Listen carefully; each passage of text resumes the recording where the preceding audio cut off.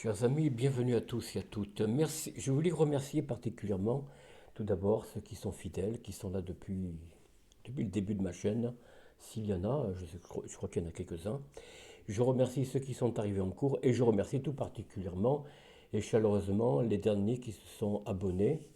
Je les en félicite parce qu'ils ont fait le bon choix et ils verront pourquoi dans un proche avenir. Je ne peux pas vous dire quand, mais dans un proche avenir en tout cas. N'oubliez pas en tout cas, chers amis, pour les derniers qui sont arrivés, de vous abonner, ce qui est fait pour la plupart d'entre vous, je suppose, de partager cette vidéo. Et oui, partagez-la, il ne s'agit pas seulement... C'est bien de s'abonner, mais partagez entre amis afin de propager, faire connaître ma chaîne et donner à YouTube un signe de votre intérêt que vous avez pour ma chaîne, quoi. Pour la chaîne, qui est la vôtre aussi, hein, au demeurant. Et puis bien sûr, mettez un pouce et activez la clochette si vous voulez recevoir les vidéos dans vos favoris. Vous voyez? Moi, c'est ce que je fais avec beaucoup de chaînes.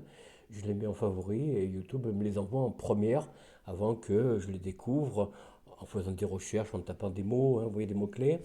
Je les ai par avance. Alors, que vous dire de plus? Alors, j'ai découvert une nouvelle manière de rechercher un petit peu nos dirigeants, hein. Je ne vous le cache pas, voilà. Ici, j'ai trouvé, voilà, euh, une nouvelle, comment dire, une nouvelle, pas une chaîne, mais comment, voilà, regardez un peu les dirigeants. Vercingétorix et lui, c'est oh, Vercingétorix 2, non peut-être pas, c'est Emmanuel Ier, grand roi de France. Alors c'est fait par Henri Gourceau, je ne connais pas cet homme. En tout cas, ça a l'air d'être pas mal, hein. Ça commence très tôt, hein. Ça commence sous l'ère gauloise. Gauloise, enfin préhistoire. Bon, la préhistoire, on en parle peu d'ailleurs. Qu'est-ce qu'il dit sur la préhistoire? Les origines de l'homme à l'invention de l'écriture en Mésopotamie. Ouais, d'accord, bon. Déjà, c'est orienté sur l'Orient. Vous voyez déjà.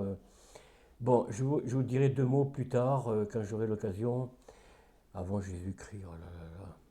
Non, la référence toujours religieuse, c'est quelque chose. Or, les Gaulois, ben, entre les Gaulois et la préhistoire, vous voyez déjà le défaut de ce grand historien, pourtant, enfin, ça m'a l'air d'un historien apparemment, hein, il manque une part très très très importante. Qu'est-ce qu'il y a eu, chers amis, entre la création, enfin l'apparition de la terre, de la végétation, des eaux, des montagnes, des animaux, des hommes? Qu'est-ce qu'il y a eu, à votre avis, entre les deux, entre la préhistoire et les Gaulois? Eh bien, les- il y a eu les Atlants. Les Atlants. Mais ça, les religieux avant Jésus-Christ, tout ça, ne veulent pas entendre parler. Il ne faut pas parler de ça. Non, non, non, non, ça n'a pas existé. C'est une légende. Eh bien non, chers amis, ce n'est pas une légende.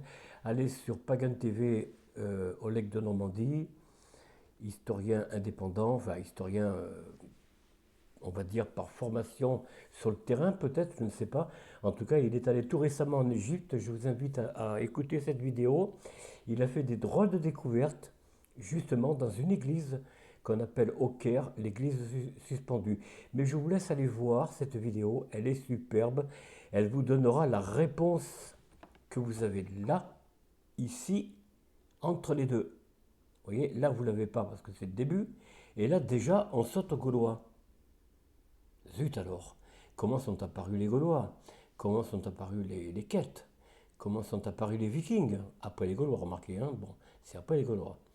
Mais comment sont-ils apparus? Les Celtes, notamment, les Celtes qui ont formé la Gaule, hein, finalement. Qui étaient-ils? D'où venaient-ils? Ça, on ne vous le dit pas.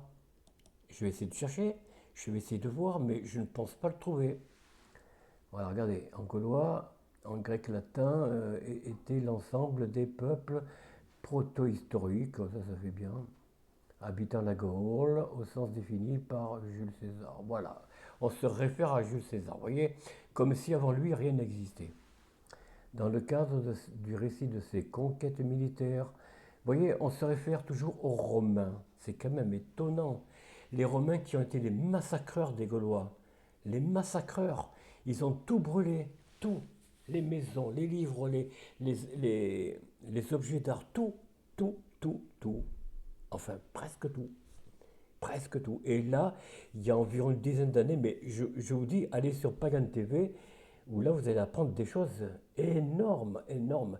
On a trouvé en Belgique des artefacts, des restes de Gaulois, avec les casques gaulois et quelques casques romains, notamment, mais surtout gaulois, où on voit le massacre de tribus, de peuples entiers, de Gaulois, de Celtes en quelque sorte, hein, de gens qui ont habité juste avant les Gaulois et les Gaulois, mais qui formaient des peuples un peu compacts, hein, quelque part. Nous, on parle de la Gaule, mais il n'y a pas que la Gaule, il y a tout le nord de l'Europe, enfin voyons. Tout le nord de l'Europe était en fait l'Allemagne, on appelait ça à l'époque les pays. Oh, bon, bon, enfin les Anglais, si vous voulez, tous ces pays du Nord, la Suède, la Norvège, il y avait des Celtes déjà, des Celtes, qui étaient en fait le complément des Gaulois. Les Gaulois ne sont qu'une partie des Celtes.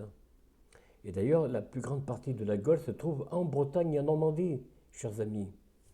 Chers amis, mais la Gaule, c'était aussi jusqu'à Massilia, n'est-ce pas? Massilia, c'est les noms latins, hein, bien sûr, jusqu'à Marseille, hein, qui formaient la Gaule. Voilà, c'est ça, vous voyez, la Gaule, c'est ça.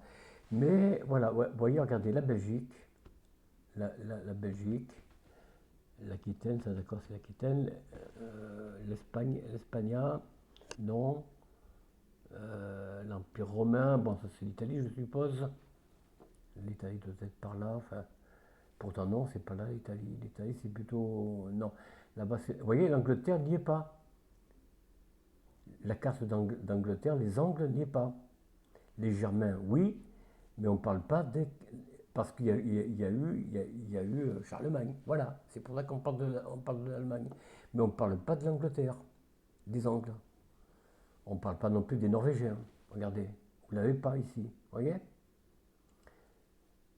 Bon, enfin bref, allez, je reviens un petit peu en arrière parce que... non, en fait, il manque beaucoup... Bon, c'est... Oh non, c'est pas vrai, punaise. Qu'est-ce que j'ai fait là? Bon, enfin bref. Et là, qu'est-ce que je suis en train de faire? Eh ben, j'ai enlevé justement. Non. Ben, si j'ai enlevé. Oh là là là là. C'est pas vrai. Bon, j'enlève ça. Je sais plus. Il y a quelque chose qui va pas. Bon. Ah ben non, c'est ça les dirigeants. Voilà. D'accord. Ok. Ici, vous avez la préhistoire. Bon, ben écoutez. Moi, je vais chercher autre chose parce que ça me saoule, hein. Ouais, pour moi, c'est pas la véritable histoire. Non, c'est pas ça.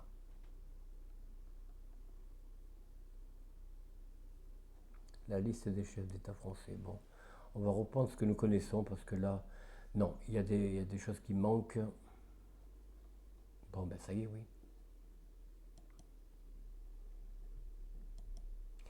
Voilà, ici nous connaissons mieux, n'est-ce pas? On est bien d'accord, vous êtes bien d'accord. Là, je pense que je connais de mieux. Oh là, qu'est-ce qu'il y a là?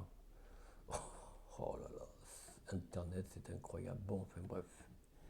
Alors, nous en étions à Louis XVIII, voilà. Ça, c'est la République française, le directoire, bon. Voilà. Nous arrivons donc à notre bon roi Louis XVIII. Dit le roi bien-aimé, enfin bon, je sais pas pourquoi, mais bon. Enfin bon. Alors que dire de ce monarque? Regardez son blason, vous voyez? La restauration. Ok, je l'enlève. Est-ce que moi j'ai mis... Oui, c'est bon.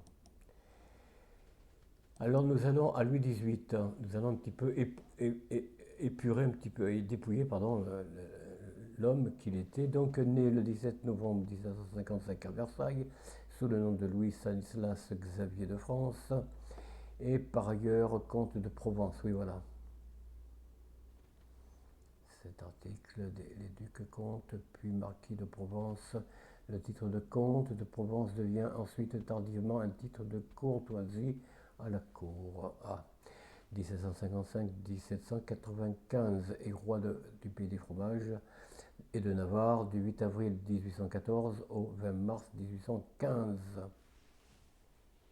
Puis du 8 juillet 1815 à sa mort le 16 septembre 1824 à Paris. Voilà. Issu de la maison des Bourbons, bien sûr petit-fils du roi Louis XV de France, quatrième fils du dauphin Louis, qui était le dauphin Louis de France, dauphin de France, né le 15 septembre 1729 au château de Versailles et mort le 20 décembre 1765 au château de Fontainebleau, est l'aîné des fils du roi Louis XV de France et de Navarre et de son épouse Marie Leszczyńska. Oh, décidément, une reine polonaise, d'origine polonaise sans doute. Voilà le dauphin, voilà son blason au dauphin, n'est-ce pas? Alors, et de Dauphiné, née Marie, fils du dauphin Louis, et de la dauphine, née Marie-Joseph de Saxe. D'accord. Et frère cadet de Louis XVI, il est appelé Monsieur. Sous l'Ancien Régime, l'appellation Monsieur désigne parmi les frères cadets du roi de France le frère le plus âgé. Quand ce dernier devient roi, exilé sous la Révolution française et le premier empire, il adopte de jure. De jurer est une locution latine signifiant de droit. De droit, de par le droit ou... Oh non, punaise! J'ai des réflexes qui sont... Ah, ben si, tiens, je vais noter ça, de jurer. Il est où de jurer? Décidément.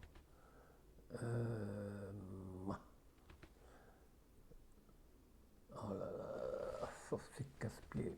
J'ai du mal à lire. Pardonnez-moi, chers amis. Ah, décidément.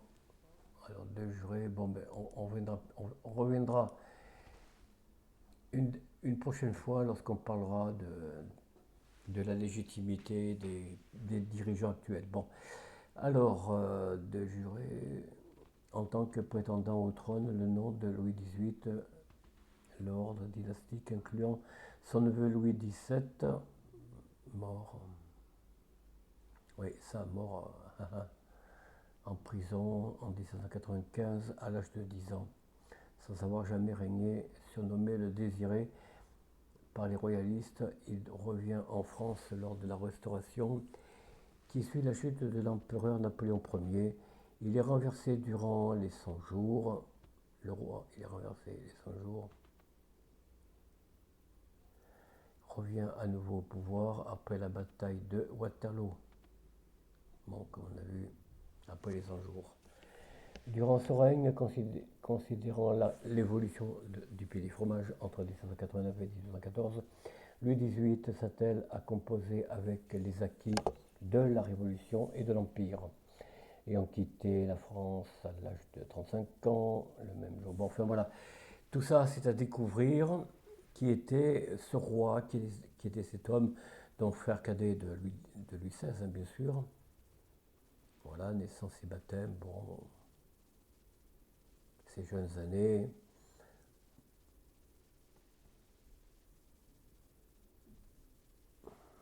Louis XVI.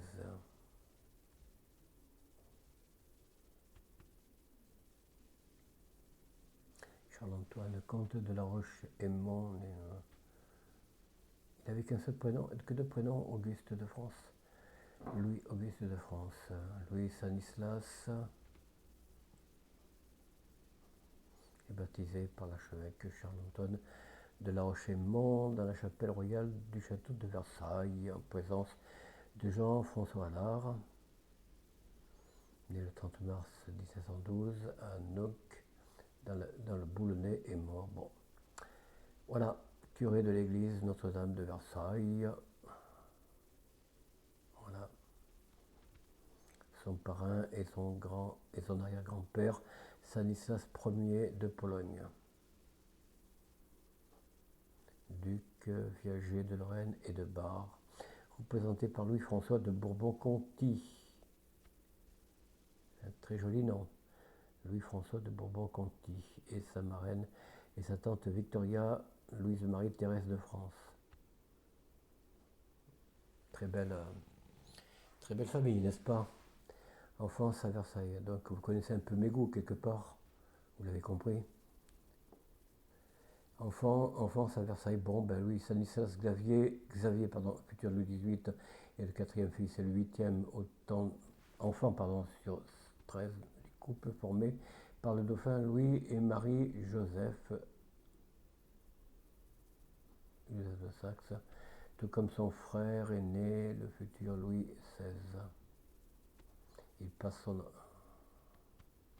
il passe son enfance au château de Versailles.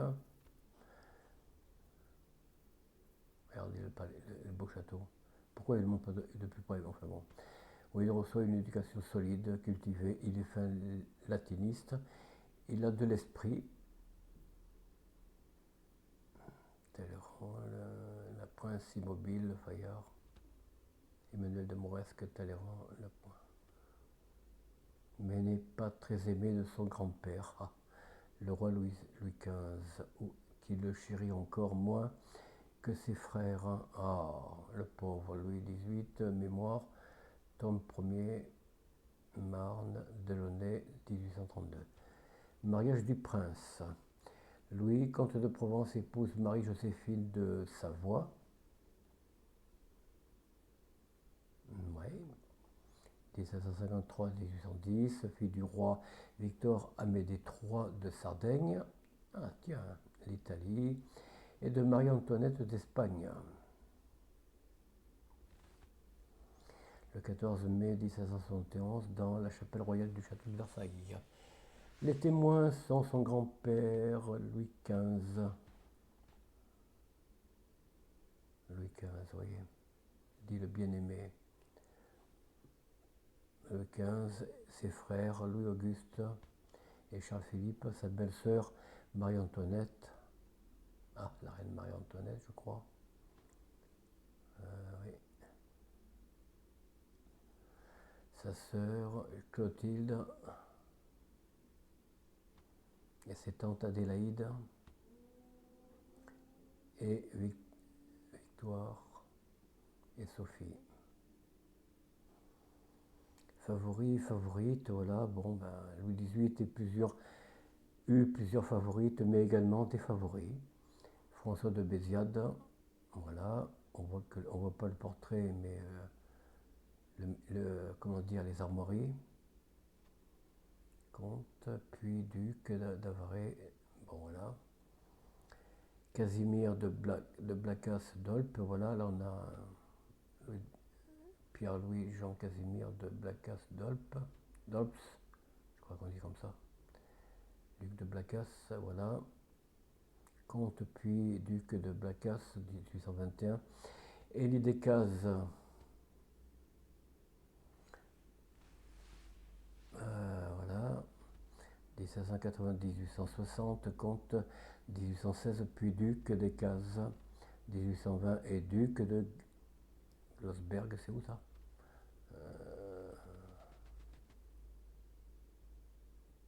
Créé par le 18 de 1, par le roi Frédéric VI de Danemark, en 1818. Anne n'empare de comment la force, comtesse de Balby, née au château de la Force le 19 août 1758, est morte à Paris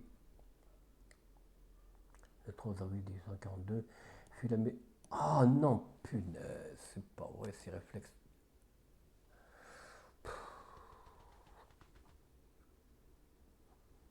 1758-1842, comtesse de Balby. Il n'y a pas d'image. Ah, voilà, Balby, c'est où ça? Est un parc de type anglais situé à côté du potager du roi de Versailles. D'accord, bon. Zoé Talon. Zoé Victoire Talon, comtesse Achille de Bachy, du Calia, née le 25 août 1785 au château du Boulet-Thierry, morte en son château de Saint-Ouen le 19 mars 1852, est une dame française qui fut la confidente de Louis XVIII. comtesse de Bachy. Bachy, c'est où c'est ça? Ah, italienne, oui. Bachy est une commune italienne de la province de Thémy, dans la région de l'Ombrie, en Italie, d'accord. Et du Calia. Alors, le Calia, c'est où ça? En Italie? Non, le Gard. Est une commune du pays des fromages située dans le sud du département du Gard, en région Occitanie. Là, on n'a pas quelque chose, comtesse de Poneve. Poneve est une ville de Lituanie et la capitale de la province. D'accord. Puis Anne-Marie, alors qui était Anne-Marie de Jouvence, pardon, on va voir. Il n'y a rien. Ah, bon. L'article n'existe pas, c'est bien dommage. Enfin bon. Alors, rapprochement avec le Languedoc. Une éventuelle initiation à la franc-maçonnerie. Évidemment, voilà, regardez. Vous voyez? C'est ça qui nous ruine actuellement, et depuis longtemps. En compagnie de ses frères dans la loge maçonnique. Voilà, regardez un petit peu. Dite des trois frères à Versailles et a parfois été suggérée, mais jamais démontrée. Alors, une nouvelle.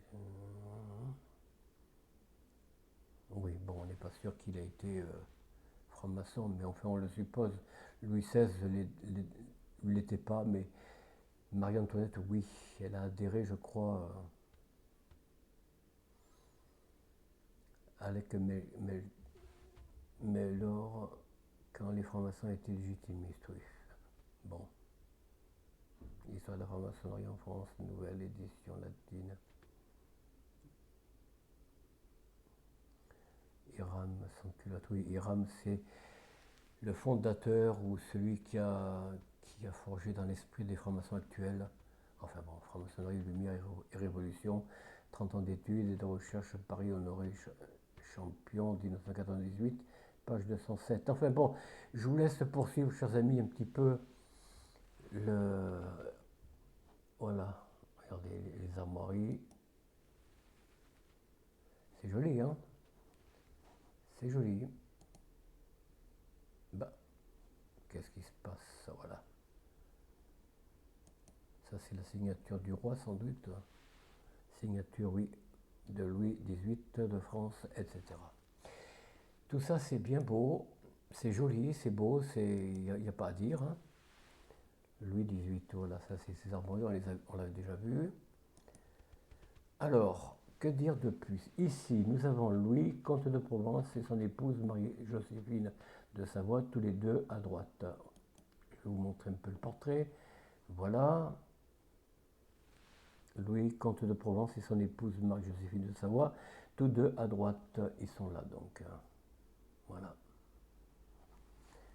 Très joli portrait, il n'y a pas à dire, hein, c'est vrai, c'est très beau. Révolution du pays des fromages, début de la Révolution, bon, le jeune comte de Provence. Ah, les ministres fondateurs Turgot, Necker, Colonne, hein, Turgot.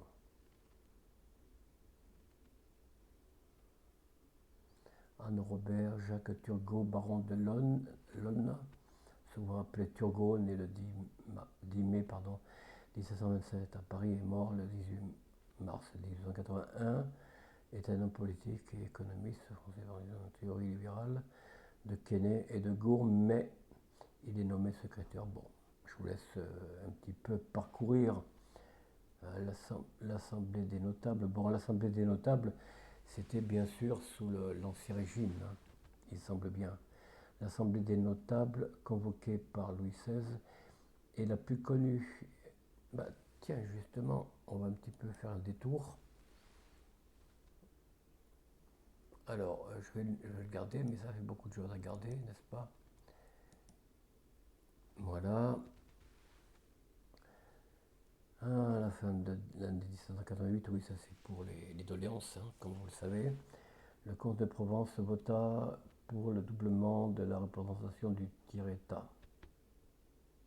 En France, le tiers-État est sous l'Ancien Régime l'ensemble des personnes n'appartenant pas aux deux premiers ordres de la société française, qu'elles soient membres de la communauté urbaine, du rural, prospère.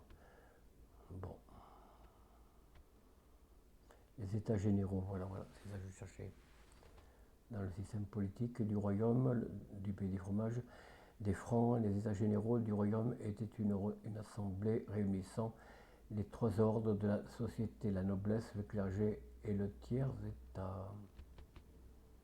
Ils étaient convoqués sur ordre du roi dans des circonstances exceptionnelles. Oui, il n'y a que... Alors, de quoi était fait le tiers-État, on va le savoir. Je vais un petit peu loin aujourd'hui parce qu'il faut comprendre un petit peu les raisons. Alors, le tiers-État, c'est quoi ça? Laboratoire. C'est quoi ça? L'organisation sociale féodale en trois ordres. L'oratores, bellatores et laboratores. Ouais, bon ben voilà, hein. Rôle politique du tiers-État. Alors, le tiers-État,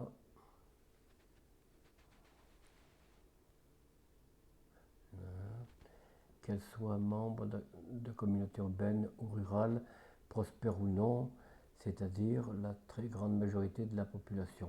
Sauf le tiers-État, et je vous en ai parlé un petit peu.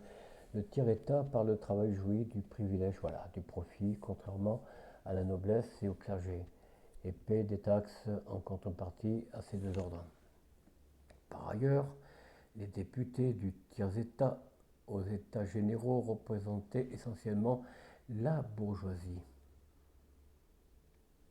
La bourgeoisie est une notion historique et sociologique. Le terme désigne tout d'abord les habitants des bourgs, évidemment, mais en vient à partir du XIXe siècle, et notamment du marxisme, à désigner une classe sociale ainsi. En histoire, bon, après, voilà.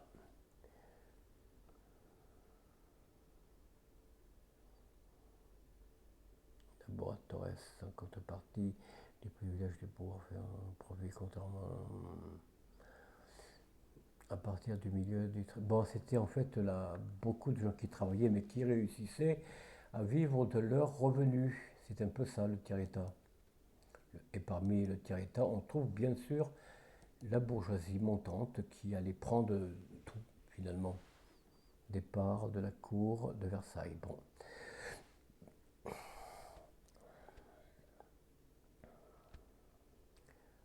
Est installé au petit Luxembourg comme son frère aîné. Il ne se sent plus assez libre et prépare un plan d'évasion. Il en prépare deux, car son épouse sortira de Paris par un autre moyen.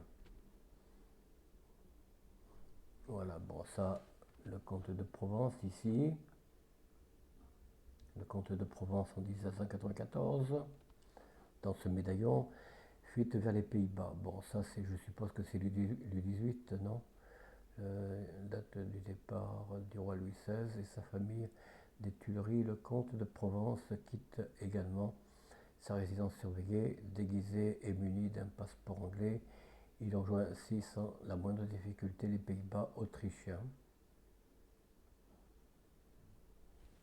via Avesnes et Maubeuge.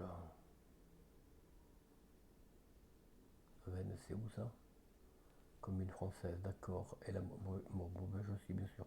Il se réfugie à Bruxelles, puis à Coblence, en Belgique, non? Non, Allemagne. Capitale de l'électorat de Trèves.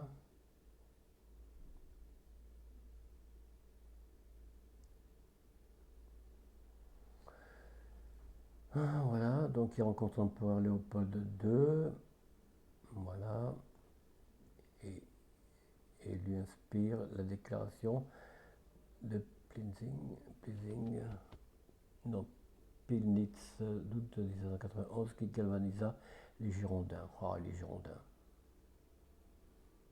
La Révolution française, un groupe politique issu du Parti patriote dont les membres sont appelés Girondins, particulièrement connu en raison du conflit mortel qu'il a opposé au groupe des montagnards dans les premiers mois de la République.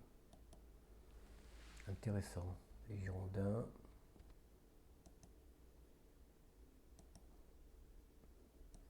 Les Girondins et les montagnards. Bon, on en reparlera. Voilà, chers amis, bon, et errance en Europe, etc. Bon, des années 1804-1807, évidemment. Bonaparte règne en maître sur... voilà. Sommaire du duc d'Enghien.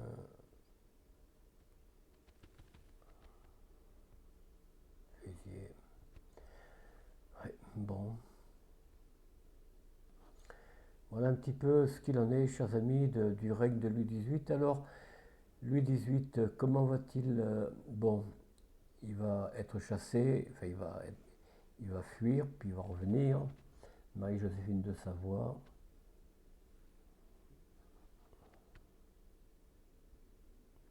Marie-Joséphine Louise-Bénédicte de Savoie, princesse de Savoie, puis par son mariage comtesse de Provence et épouse du prétendant au trône de France et née à Turin.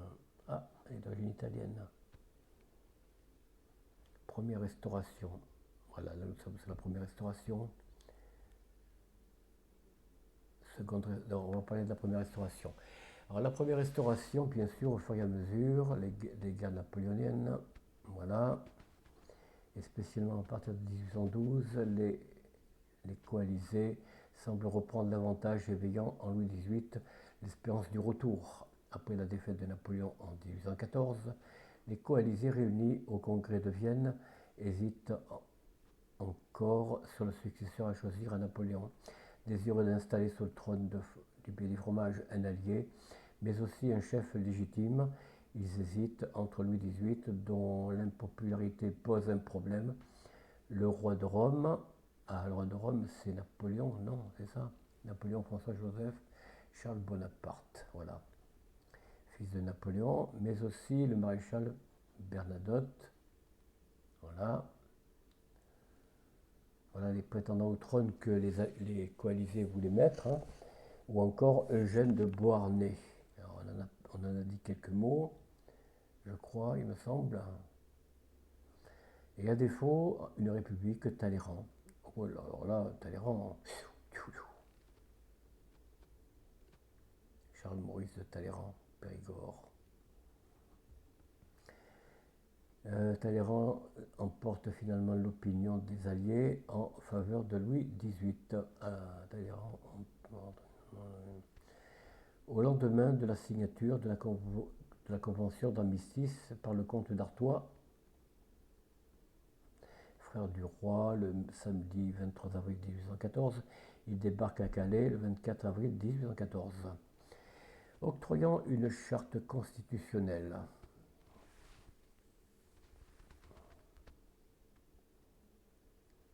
On va garder ça aussi parce que c'est peut-être...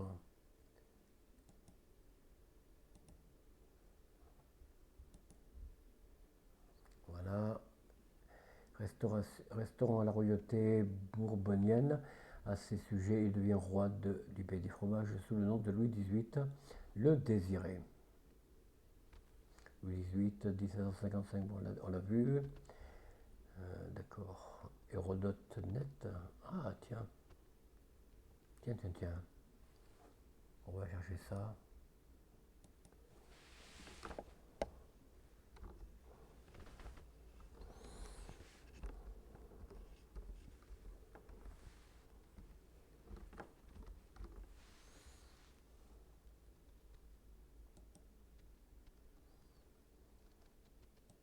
Alors, je reviens en arrière, ici, pardon. Alors, le 2 mai, bon.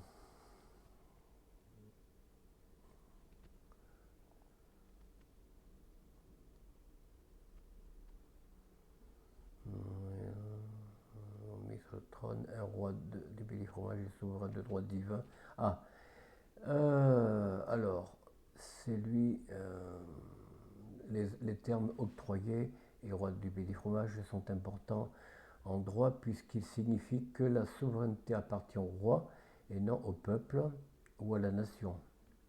C'est lui qui octroie la charte aux Français et non les Français qui décident d'une constitution, contrairement à un roi des Français qui serait roi parce que les Français l'ont mis sur le trône. Un roi du pays des fromages est souvent de droit divin. Il nie donc la théorie révolutionnaire de la souveraineté nationale, voire de la souveraineté populaire, comme en témoigne la devise Union et oubli. Union des Français, oubli de la Révolution française et de Napoléon.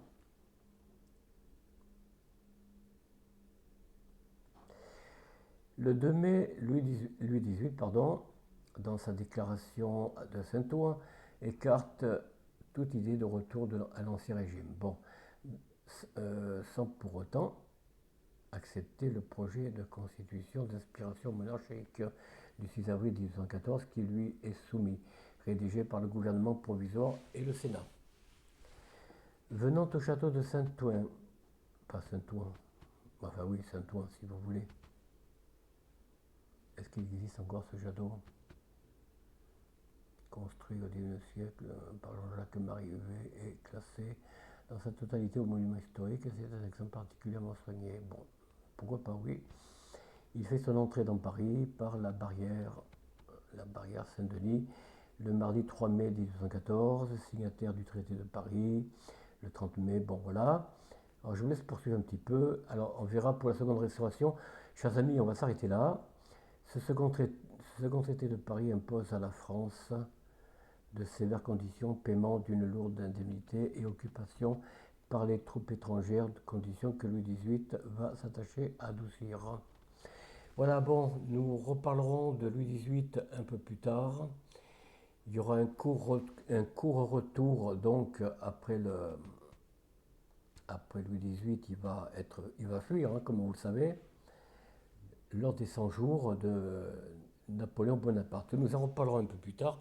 Chers amis, cette vidéo est un peu plus longue, mais je crois que ça ne vous déplaît pas.